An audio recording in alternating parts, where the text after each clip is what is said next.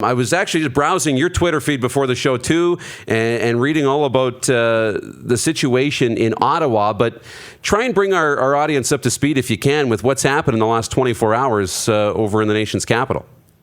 Well, I'll take you back a little further than that. I think that the CEO of the Redblacks, Mark Gowdy, had been meeting with Marcel Desjardins, the general manager, and Rick Campbell, the head coach, over time, just discussing the season, and had arrived at a decision essentially that they were going to give both of them another opportunity. And when you go to 3 Grey Cups in 4 years, I think it's not an unreasonable choice. I know the fans are a little restless right now in Ottawa. Horrible season, 3-15, 1-14, I think. They're 1-15 to close the year.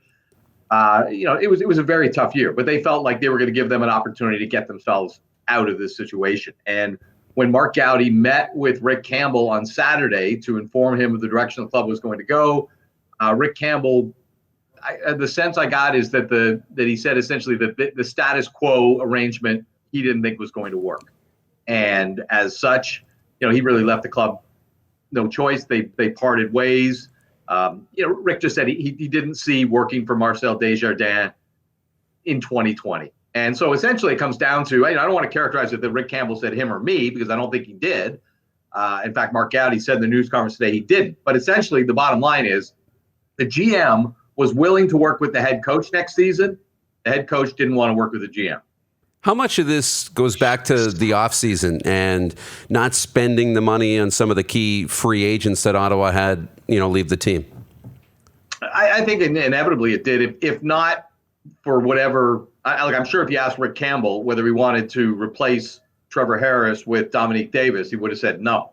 And the other players that they lost, I'm sure those would not have been things that he would want. The roster didn't come together better at the start of the season. But I think what really, there are unpopular and difficult decisions that every team makes, and sometimes they work out. If they work out, you can get over those things. What really here is, I think, some disagreements in the way that they communicated, the way responsibilities were shared, which had existed before this season. A lot of times when you have a working relationship and the team wins, that stuff all gets glossed over. But when you lose, all of a sudden, those issues that have been there the whole time rise to the surface. And that's, I think, what happened here. So, I think it was it was a risky offseason for Ottawa. No question. When you saw the number of good players that they lost, and I can't think that, I don't know if Rick Campbell addressed that specifically or whether it was more of a broader thing about the communication between them, and that may have been part of it. But, Marcel Desjardins addressed today that, Rick was in all those conversations, he said, in terms of, where they were going and how they were doing things. But unquestionably, leaving the roster substantially weaker than it had ended the year probably wasn't very popular with the head coach. I think we can survive. That's such a great point, too. Winning can be the ultimate Band-Aid and cover up a lot of problems and maybe fix the solution, for sure. So from Ottawa to Edmonton, and just because it seems to tie in so well for me, with Jason Maas's future uncertain in Edmonton, depending on where they go in the playoffs, could this just be a situation of a 1-for-1? Like, do you see Maas potentially going to Ottawa and Rick Campbell ending up in Edmonton, or is it too soon for that? Well, look, I think Jason Maas, could be in trouble if they don't win a playoff game, at least. And there could be certainly an opening in Edmonton. And Rick Campbell, makes sense, right? He's basically raised there. His father's legendary. It would be a popular choice, I would think, with the organization and the community, which probably wouldn't hurt the GM status. If he's feeling, not that he would make the move because of that, but you know what I'm saying. It would, if you're feeling vulnerable when you got to fire a coach, it's probably not the worst thing to hire somebody that would be a popular choice with the organization. Look, walking away from a year on your contract is pretty rare. I don't know what Rick Campbell has planned, but I think it always is going to, heighten the sense that he has an opportunity to land somewhere, or he thinks he might have an opportunity to land somewhere when you walk away from a paycheck. Not that many people can do it. And CFL coaches aren't making $5 million a year. So it's not like, you can just take a year off and not worry about not having any income necessarily. I don't know his financial status, but for most CFL coaches, they want to work. So I do think that's logical. In terms of Maas coming back to Ottawa, that would be interesting, because you'd have to look at what Jason Maas's exit from Ottawa was. And to my knowledge, it was pretty bumpy. At least from the Ottawa organization's perspective, they kind of were given assurances that he wasn't leaving because he had time on his contract. And then he became the head coach in Edmonton. And all these rules that we have about hiring coaches and tampering and when you can talk to them and when you can't came out of that, because Ottawa said, all right, we're going to be the organization that's going to put a stop to this. That when we got a guy with years on his contract, he can't just tell us he's staying and then go out the back door, which is, at least from their perception, what happened with Jason Maas. So same GM is there. Same ownership group is there, and I know they were ticked.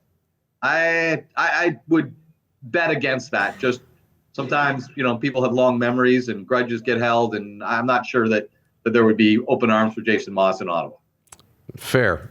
So much to get to as some teams now entering the offseason. So what are you hearing from Toronto, BC when it comes to Corey Chamberlain and Devon Claybrooks? And even some asking, well, is Chris Jones potentially back in play with Cleveland struggling?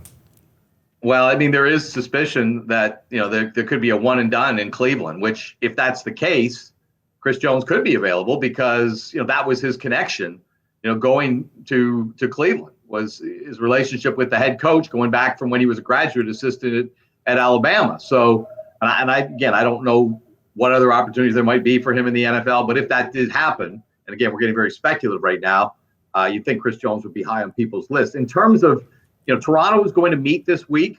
They're going to go through sort of the process of evaluating, what they think went wrong, talking to Corey Chamberlain, having that opportunity to explain it. It would not shock me at all if Corey Chamberlain was gone. I think at one point Mike Clemens wanted to coach. I think he still may want to coach. I'm not sure that's where the organization wants to go. It would be certainly reasonable if Mike O'Shea shook loose, who doesn't have a contract, curiously, in Winnipeg next year. I think the Argos could be enticed by that direction.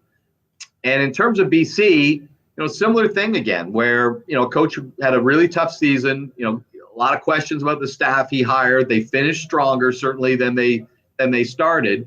But does somebody have to pay the price there? I don't think it's going to be the GM.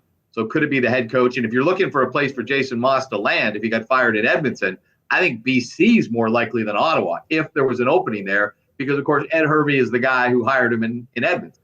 So, he was Ed's choice once before. You could certainly see the familiarity could play out there. But look, I think there's a very decent chance that on Claybrooks doesn't get retained for next season, but we'll let that one play out.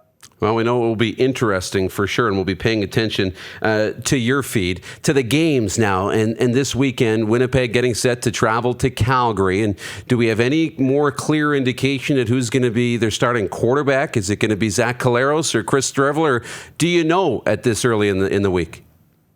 I expect Mike O'Shea to give me a call anytime and tell me, no, Mike O'Shea is not that guy. I mean, they don't confirm the sky is blue on a cloudless day in Winnipeg, if you know what I mean. Yeah.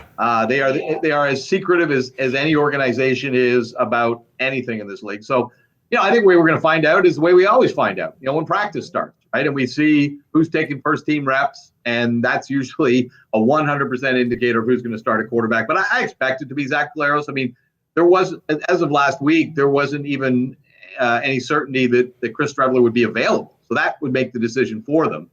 And, I think what you are likely to see if Streveler's available is maybe a Zach Collaros start with a healthy dose of Chris Streveler. The way that they sort of splashed him in when Matt Nichols was starting, I think we could see that perhaps and more, because they are such different styles. And it does really force a defense to anticipate a different kind of attack when Chris Streveler is in there. But I don't know how, look, you look at Zach Collaros' game, not to overstate it, but that was against a really good Calgary team, a really good Calgary defense. And if you look at his numbers, what he put up in that game, both in terms of numbers of completions and yardage, was better than he averaged in either 2018 or 2017. Now, I know it's one game, but it was a meaningful game for Calgary, or for Winnipeg, and it was against a really good team. The other thing I think is the most important part of it all is he did the one thing that Chris Streveler hadn't been able to do for Winnipeg, and that was bring them back late in the game when they were down, when everybody knew they had to push the ball down the field through the air. The week before, They lost to Calgary by 4. And Streveler had 2 possessions in the fourth quarter where he had to march them down the field to try to get the game-winning score, and he couldn't do it. And then in the same situation or similar situations a week later, Collaros could. So I don't think there's much of a choice here. I'm surprised how well Collaros played. I'm impressed by it.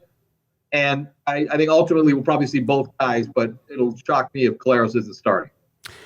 Yeah, me as well. I'm with you on that. I learned from you on Saturday. It was your tweet that confirmed that Isaac Harker was going to be the starting quarterback in Saskatchewan. Yeah. I don't think there's anything that will keep Cody Fajardo out of the playoff game from listening to him, but how bad is that injury? Because it sounds worse than we originally thought. Well, I mean, the thing I kept hearing right when it happened was that he was on the ground. Like, it was not a after practice, I got something flaring up in my back. That like he actually went down, And again, it was a closed practice that day, so nobody saw it from the media. But that's that would sort of, connect more to a more serious injury. And look, that was a meaningful game for Saskatchewan. I mean, read recent CFL history. If you host the Western Final, well, I think it's 5 straight years the Grey Cup participants have been the teams that host the Eastern and Western Final, respectively. So it really helps your odds if you get that week off and you host that playoff game with a 1 win and you go to the Grey Cup. It's not like, we're going to the playoffs anyway. No, that game mattered. So the fact that Cody Fajardo didn't play in it tells you that was a relatively serious injury. Do I expect that he'll play this week or 2 weeks from now? It's impossible to predict, right? Because they've got the week off, which is, again, a huge blessing for the situation that they're in. My gut tells me he's going to play. And my gut tells me that, even if he's not 100%, they're going to put it in his hands as long as it's determined that he can't injure himself any further by being on the field. But, it's a waiting game right now in terms of that. And good for Isaac Harker for playing as well as he did. And I'm putting them in a situation so Fajardo has this extra week of opportunity to get rest. Good stuff. Well, heck of an update. Looking forward to following all your stuff all week long as we get into the real thick of things now in the playoffs. Dave, appreciate this. It's busy season. Yeah, we love this. The next month's going to be fun. Thanks for having me on. For sure it will. All right. Thank you so much. You're watching Rod Pedersen on demand. For more of The Rod Pedersen Show, visit rodpedersen.com or follow Rod Pedersen on social media.